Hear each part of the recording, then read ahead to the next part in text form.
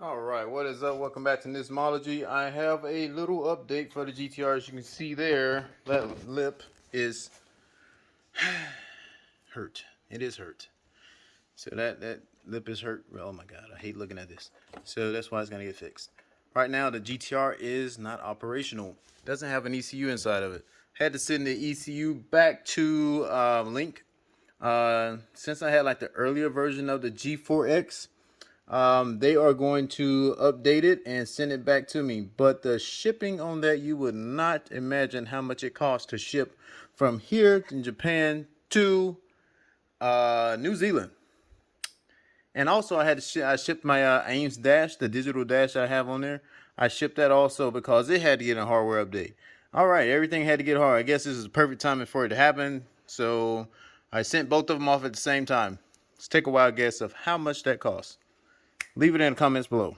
But from Japan to New Zealand and to England, Stockshire, somewhere, sure shit, somewhere like that. But so that had to get shipped. Got an update for this. Surprise! I got an update for this. My buddy that made my catch can, Jake, is also going to make my downpipe, which is a 4-inch downpipe. So it's going to be from 4-inch down and to the Tomei exhaust, which is I think 3.5. So that's going to happen. And also I got my carpet that is right there. Came from Australia. And that's going to get installed. So I'm going to rip the seats out. Going to rip out much of this like center section and everything out. Back seats coming out. Gonna lay the whole carpet down and gonna match this carpet with it and put it in. So that will happen. Also, while the car is down, I will be installing my two-way diff. Thank you to Mark Harper for providing me the diff, and it's a Cusco two-way. So I'll be installing that. What else I got? This is gonna be a freaking with the lip. My buddy Nishikori down at Garage Links here in Okinawa, he's going to fix my bumper.